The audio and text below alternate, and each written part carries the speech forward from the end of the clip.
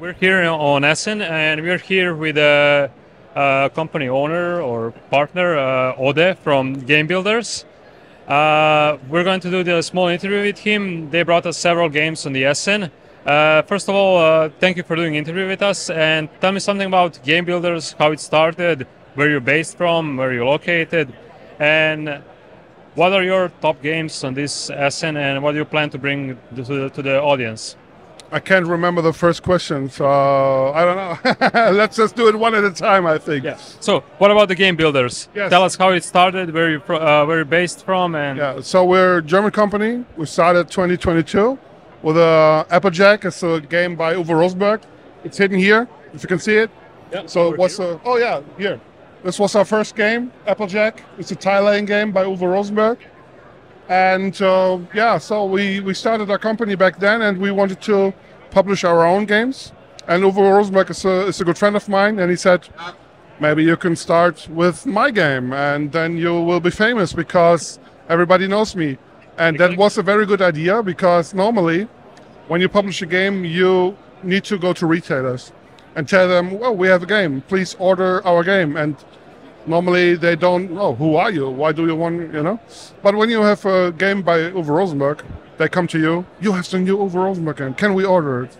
And that is a really, really good thing for us. So everybody knew us right from the beginning. And yeah, so in the last year we published a really big Euro-style game, heavy game, also co-design with Uwe Roseberga, Mike Keller, who's a friend of mine as well, and myself, and it was Planta Nubo.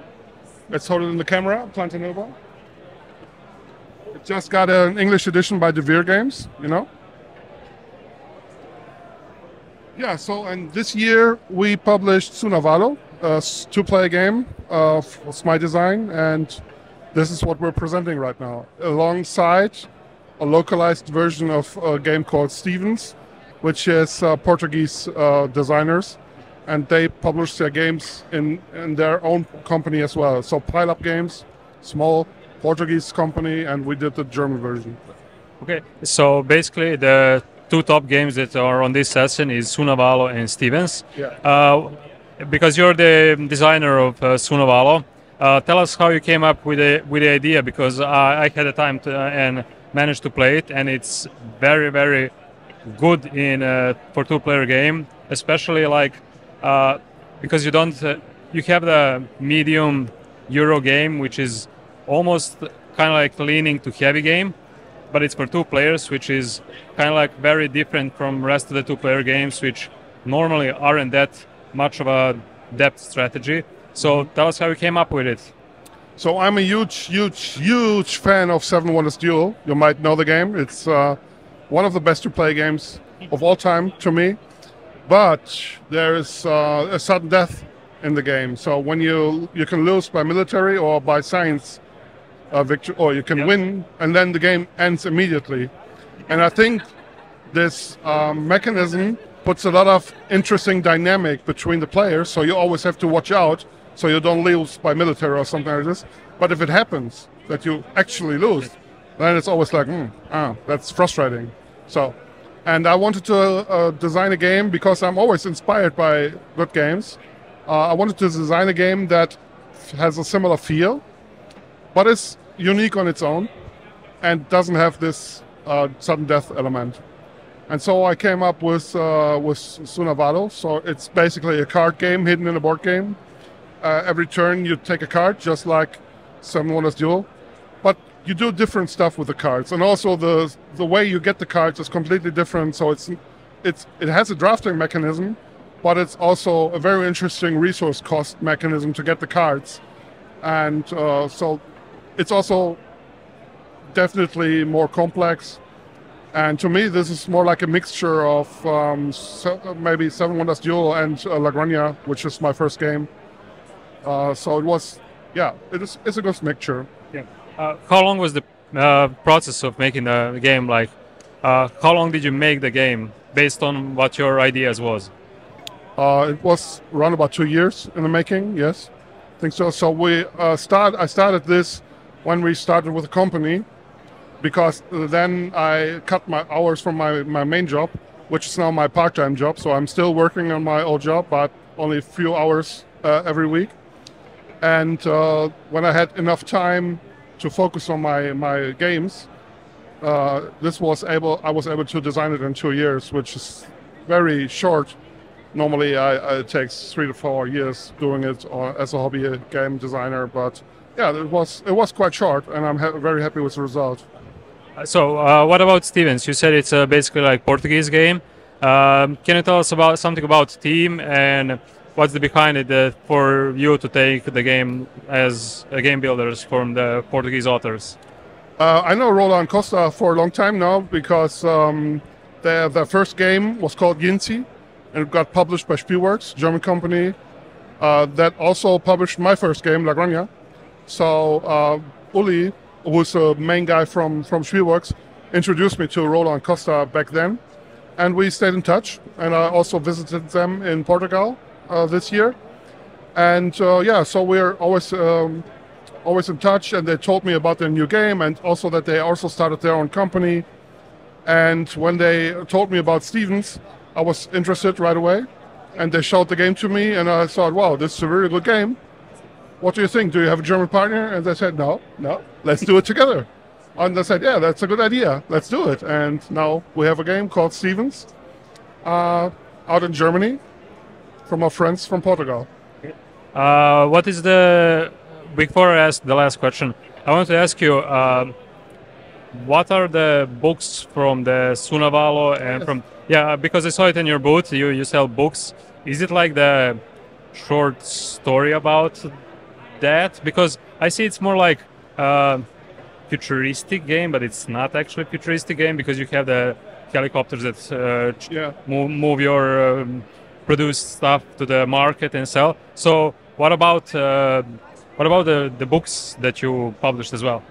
So we're working together with a book publishing company as a distributor. So we have very good access to bookshops.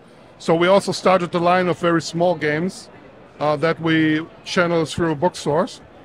And when I told our partners about the theme of Planta Nubo, and which is a solar punk theme, it's an eco-friendly utopian world that I created, they said, "Oh, this is very interesting.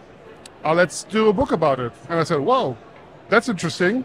I'm happy to help." And then because I'm only a board game designer, so I designed mechanisms, and then I had to come up with the whole world, how is society structured, where do people live, and stuff like this.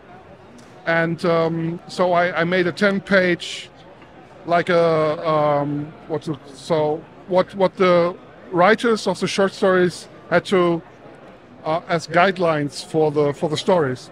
And then the book publishing company found 20 people, 20 writers from Germany, science fiction writers or fantasy writers, and they all wrote 20-page stories about what's happening in this world.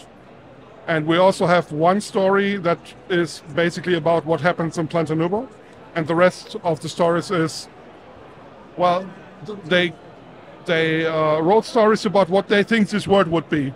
And that's incredibly interesting to me because other people take my idea of the solarpunk world and transform them into something of their own.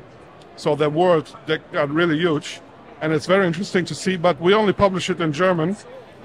But it's very hard to find partners for this because it's very unique to publish games and books at the same time. And we were so successful with it that we decided to do another book for Suno Valo because the game plays in the same solarpunk world. And the feedback from the readers was that the short stories from the anthology from Planta Nubo, that was too far away from what happens in the book, in the game.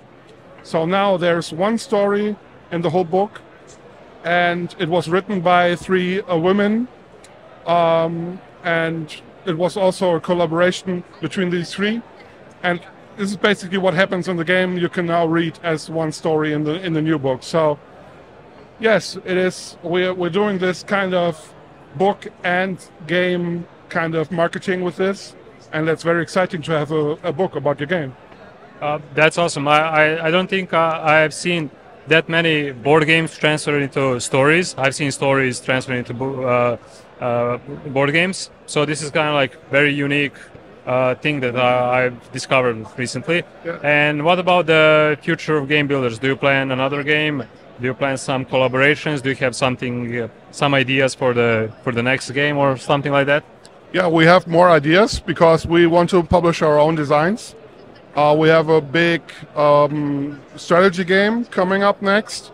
I don't know if we will be able to publish it next year or the year after that, because it's a huge project. So it will be more like Planta Nubo, big game, heavy strategy game. But yes, this is one of our current projects in development. Thank you so much. This was Ode from Gamebuilders. That's for the tonight episode. So thank you.